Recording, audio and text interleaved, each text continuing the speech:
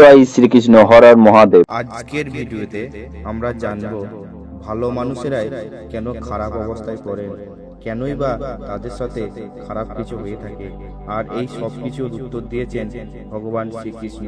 চলুন জানা যাক ভগবান শ্রীকৃষ্ণের বলা সেই কথাগুলি। একবার অর্জুন শ্রীকৃষ্ণকে জিজ্ঞেস করেন যে ভালো মানুষদের সঙ্গে সবসময় কেন খারাপ ঘটনা ঘটে, যিনি ধর্ম মেনে চলেন, কখনো কারো খারাপ চায় না, কেন তাদের কঠিন পরিস্থিতির মুখে পড়তে হয় তা জানতে চান অর্জুন। এর উত্তরে শ্রীকৃষ্ণ তাকে একটি গল্প বলেন।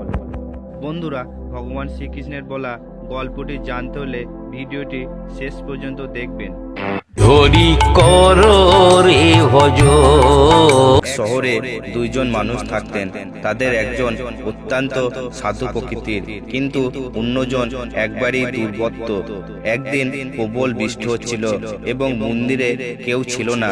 সেই সময় দ্বিতীয় ব্যক্তি মন্দিরে গিয়ে সমস্ত টাকা ও পয়সা চুরি করে পালায়।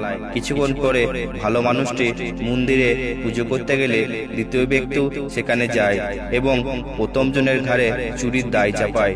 সবাই তখন অকারণে ভালো মানুষটিকে প্রচুর অপমান করে। মনের দুঃখে মন্দির থেকে বাইরে বেরোতেই একটা গাড়ি এসে তাকে ধাক্কা মেরে চলে যায়। তিনি গুরুতর আহত হলেও প্রাণে বেঁচে যান।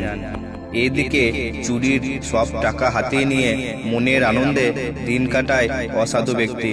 কয়েক বছর পরে দুজনেরই মৃত্যু হয় এবং তারা দুজনেই যমরাজের কাছে যান। সৎ পথে থেকেও কেন তাকে সারা জীবন কষ্টে থাকতে হয়েছে তা জানতে চান প্রথম ব্যক্তি। যমরাজ তাকে বলেন, যেদিন তার দুর্ঘটনা ঘটেছিল সেই দিনই তার মরে যাওয়ার কথা ছিল। তার ভালো কাজের জন্য তার আয়ু বাড়িয়ে দেন ভগবান। অন্যদিকে অসাধু ব্যক্তি রাজার মতো থাকতে পারত, কিন্তু তার খারাপ কাজের কারণে সামান্য কিছু অর্থ নেই তাকে খুশিতে থাকতে হয়।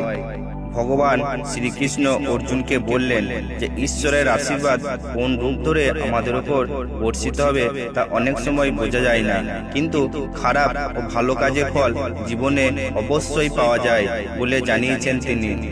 বন্ধুরা, গল্পটি কেমন ছিল লাইক ও কমেন্ট করে জানাতে ভুলবেন না।